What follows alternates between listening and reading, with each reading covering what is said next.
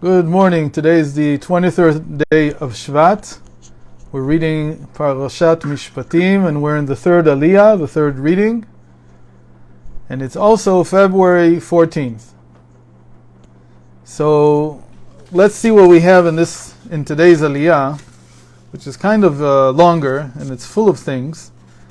There was one word I wanted to mention about yesterday that I forgot to say this word, is that the bondsman, whether it's when it's a man who's taken as a bondsman and becomes like a servant for another man, it's also a rehabilitation.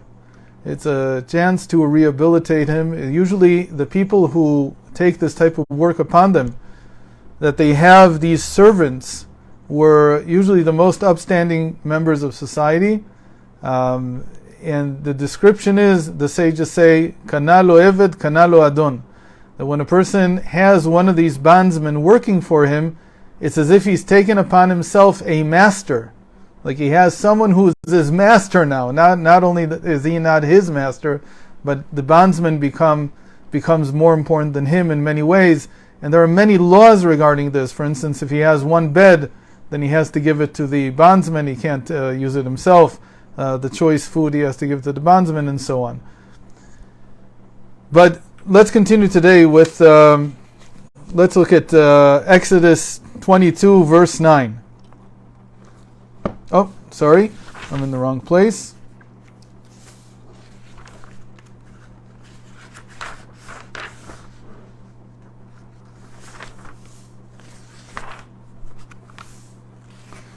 Yes. There's a very interesting law that when someone steals and he's caught, he has to pay twice as much. This is in verse 6, Exodus 22, verse 6. כי ייתן איש אל רעהו כסף וכלים לשמור וגונב מבית האיש, אם יימצא הגנב ישלם שניים. The translation: if a man gives his fellow man money or objects for unpaid safekeeping, and the consignee asserts that although he was not negligent in their care, they were nonetheless stolen from his house, then if the thief is found, the thief must make double restitution to the owner of the goods. Now this is something that's always troubled many people. Why is it that the thief has to pay twice as much as what he stole? On the face of it, he should only have to give back a little bit more, maybe, but why twice as much? And more importantly, why isn't it just that if you are caught, then you just return what you owed? So obviously, the second amount, the doubling of the amount of what it's worth, is really a fine. And the fine can be either twice as much or 4 and 5 times as much. When is it 4 and 5 times as much? If for instance, he stole a lamb and he slaughtered it, and not only did he he can't return the lamb itself, but he actually used it in some way that it makes it impossible to return it now. Then in that case, he pays 4 and 5 times the amount.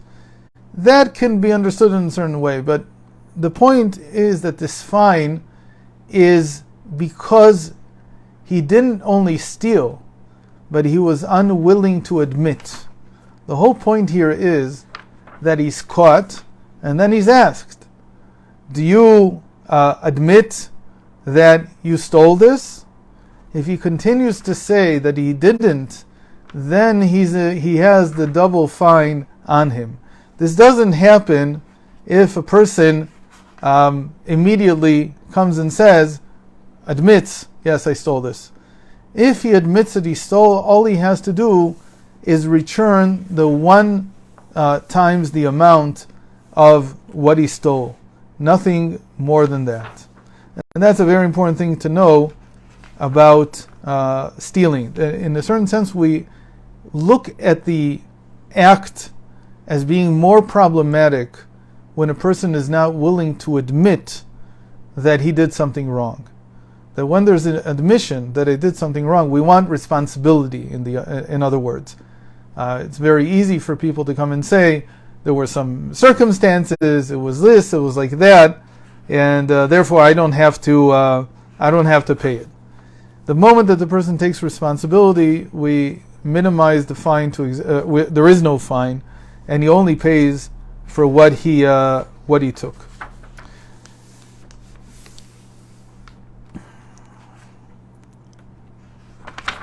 I'm looking for the second verse I wanted to talk about, and for some reason it's escaping me. So let me see if I can find it.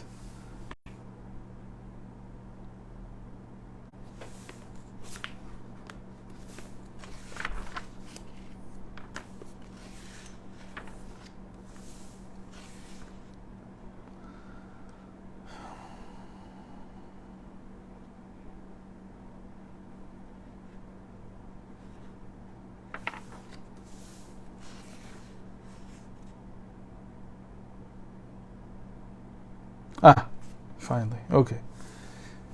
Let's read this. This is called the paid consignee. And what it means is that a person, let's read it. If a man gives a fellow man a donkey, an ox, a sheep, or any other animal for paid safekeeping, meaning he's being paid to watch over this animal, and it dies naturally, the animal dies, or is fatally maimed by a wild beast, or carried off by robbers, and there are no eyewitnesses, then an oath to God shall take place between the two of them.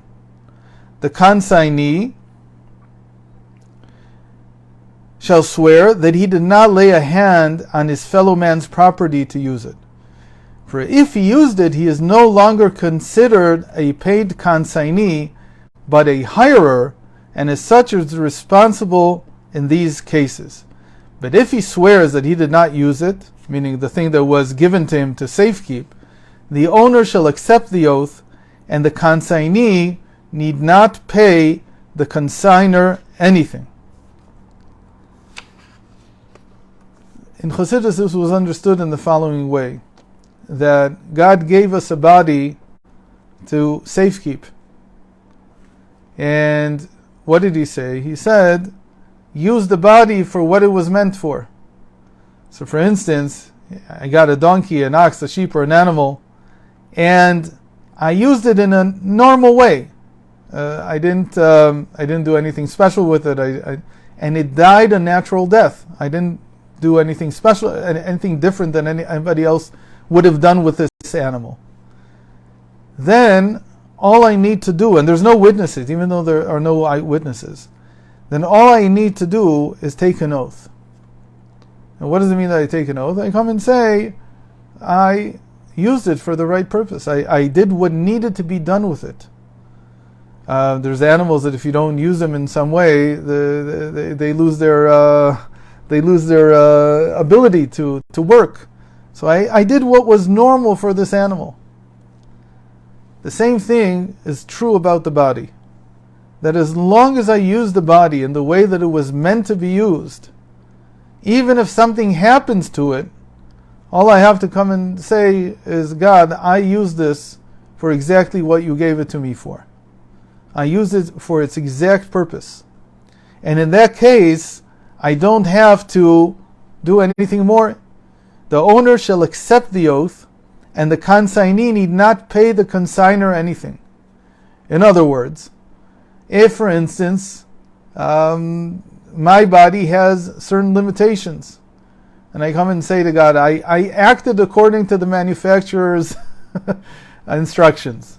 I did all I could do with this body. I didn't do less, I didn't do more. Then even if there were robbers who came and robbed me, or it died a natural death, in other words, that I didn't have strength in certain places to do what I should do, the owner accepts the oath. God accepts that I did everything that I needed to do. But if I don't use the body the right way, then I have to make restitution. And I become responsible for everything that happened to the body. It's a way of looking at the body that it's not my property. The body was given to me for safekeeping. For that reason, for instance, is how we explain that we don't make marks, permanent marks on the body. Can't make tattoos or things like that. But it's not just that. It's also that you have to use the body according to the manufacturer's instructions. It means that we have a duty to eat properly and to sleep enough and to do everything, and we're also not allowed to hurt ourselves in any conscious way. So for instance, if a person even says to himself, what did I do? If obviously nothing happened here, but if I would do something that would hurt me in some way, then that is forbidden, because I'm not allowed to hurt my own body. I'm not the master of this body. It's only been given to me for safekeeping. And so if in any sense I hurt it, I have to pay for it in some way. And that's a general thinking about all the physical matter, that the physical matter of who I am is not my own. And this is very hard to understand this in the beginning, because our intuition is that anything that I do with myself, that's me, that's my own problem. It's not someone else's problem. But he's saying no, that this is safekeeping. The body is only something that was given for us to use for a certain amount of time, and we have to make sure to keep it healthy and to use it only for the right things. There was another verse that I wanted to talk about, a very important thing. Im kesef talveh et ami. The translation he writes here, when you lend money to my people. And, by the way, it says here, if you lend money. But the sages right away say that the if here is not an if. It's not as if you can choose to if you want to, choose to not if you don't want to.